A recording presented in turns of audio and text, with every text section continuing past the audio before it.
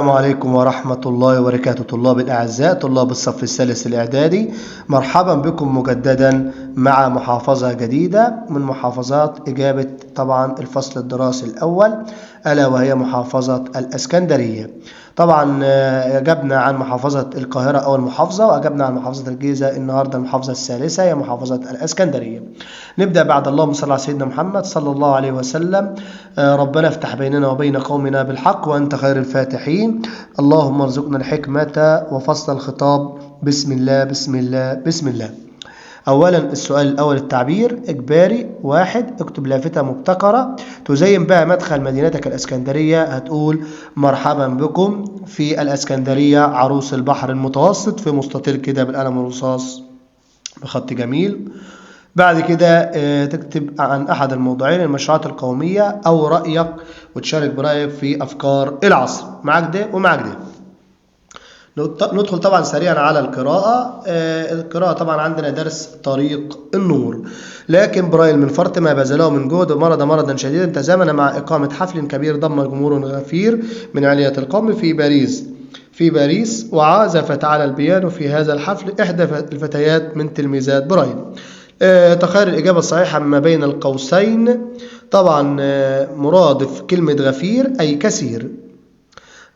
تلميذة برايل طبعا تعاطفت مع جمهور حفل، إجابة غلط. قررت تعميم طريقة برايل، طبعا غلط. وضعت رموز لعلامات الموسيقى، غلط.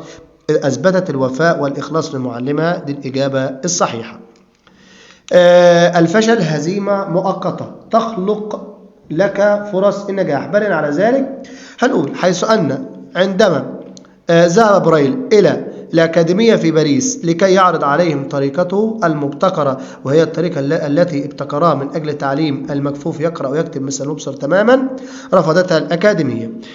طبعا كان لزاما على برايل إن هو طبعا يفكر ازاي ينشر الطريقه بتاعته، وما كانش ديت نهايه القصه، ولكن طبعا كان بدايه النجاح. الفشل دوت كان بدايه النجاح بتاعته، وعلمها لتلاميذه الذين مارسوا العمل بها في اوقات فراغهم حتى تعممت طريقته، وفاضت دموعه بالبكاء حينها قال لما علم بتعميم طريقته: الان اموت وانا مطمئن ان جهودي لم تمت معي.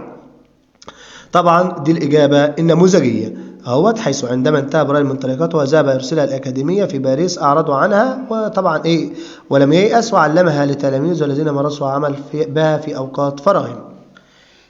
وقع خبر توليد نجم الدين، طبعا توليد سيف الدين ملك مصر والشام على نجم الدين وقع الصعقة. يبقى سيف الدين لما تولى مصر، نجم الدين وقع عليه هذا الخبر وقع الصعقة، لما ينتظر الدولة من التمزق والتفريق. بعد كده طبعا ده تكمالة للسؤال اللي ملباه، اللي هي حتى نجحت طريقته وتم دعمها في جميع معاهد فرنسا. لو بصينا بعد كده يا جماعة ركز، الله يبارك لكم. بسم الله. كان موقف عمي نجم الدين ومجري الدين وتقي الدين يتصل من خلال الأحداث طبعا بالتناقض. طبعا مرة يقول نروح مصر، ولما إسماعيل هجم على دمشق قالوا نروح دمشق، أو إذا نذهب إلى دمشق.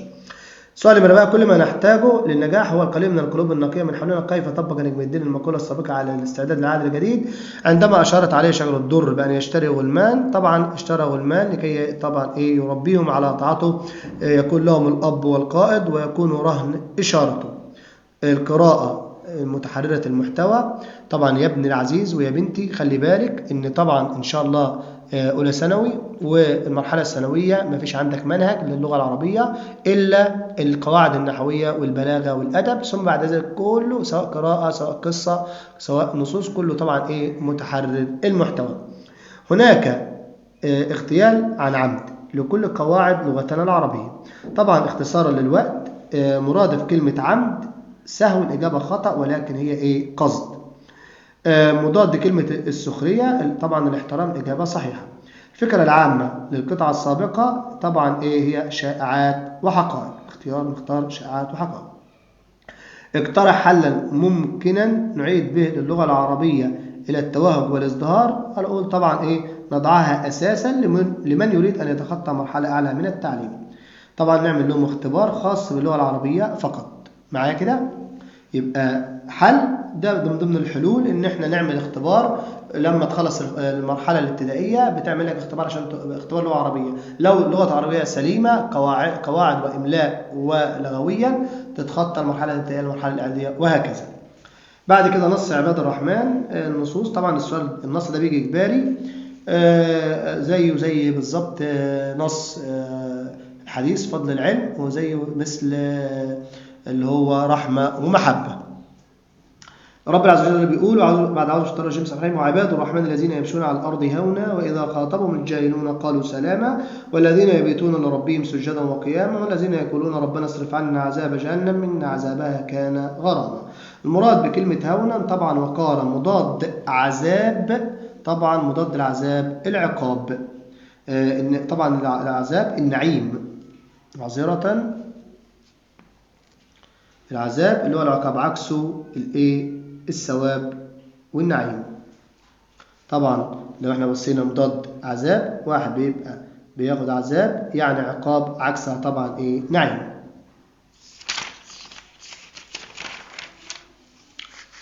استدل من الآية على علاقة عباد الرحمن الطيبة بربهم، حيث أنهم يداومون على الصلاة وقيام الليل.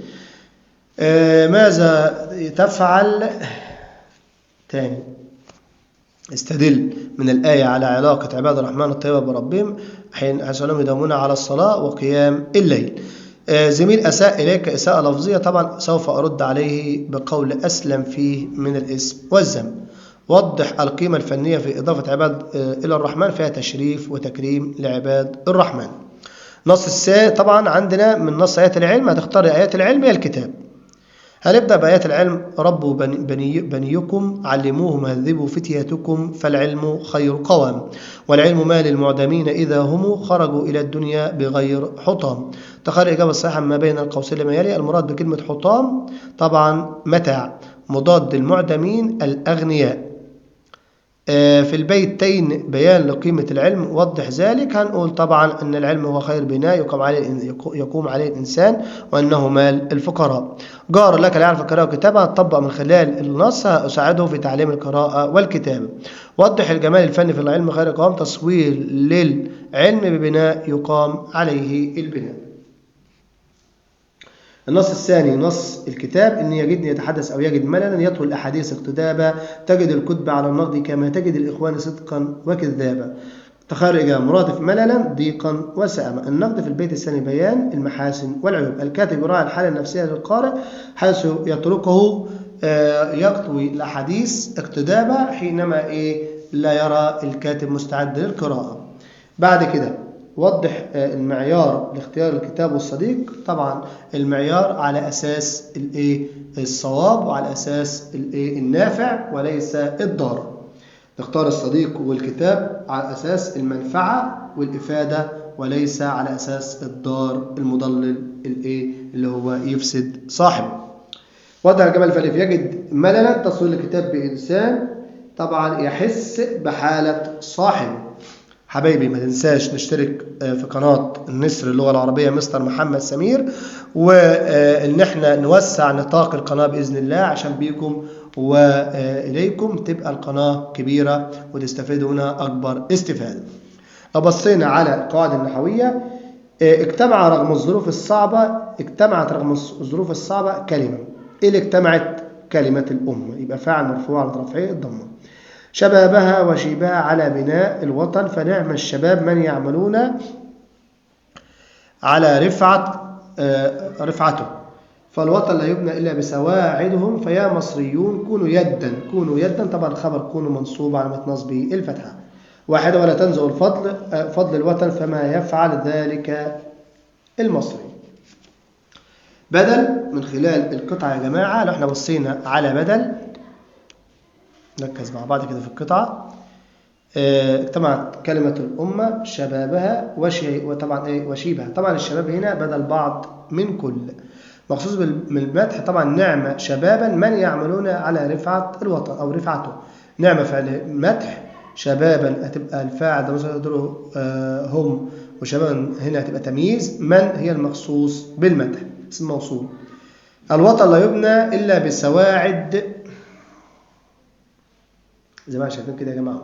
الوطن لا يبنى إلا بسواعد الأبناء. طبعا بسواعدهم ممنوع من الصرف، هنا مجرور بالفتحة طبعا غلط عشان إضافة الضمير، لو مفيش ضمير بسواعد بس مجرور بالفتحة. يا مصريون كونوا يد واحدة، المنادى في الجملة مبني على الواو في محل نصب. طبعا المنادى هيكون مبني على الواو فعلا في محل الإجابة صحيح. لا حبذا نختار زو عشان مبتدا مؤخر مرفوع بالواو. كلمة مصرفة فيما يأتي طبعا كتائب صيغة منتهى الجموع، إبراهيم علم وأعجمي، مدارس صيغة منتهى الجموع، يبقى محمد هي اللي إيه مصرفة. يا عادلون عاوزين نخليها جمعا نقول يا عادلون، وتبقى منادى مبني على الواو في محل نصب الطاعة للوالدين. البناء أعجبني نظامه، طبعا اجعل من تحته خط بدلا هنقول أعجبني البناء نظامه. طبعا بكده يكون احنا حلينا قطعة. يا عاشق الأرض كيف النيل تهجره، لا شيء والله غير النيل يغنينا. بكده ننهي ونقول اللهم صل على سيدنا محمد صلى الله عليه وسلم، والحمد لله رب العالمين.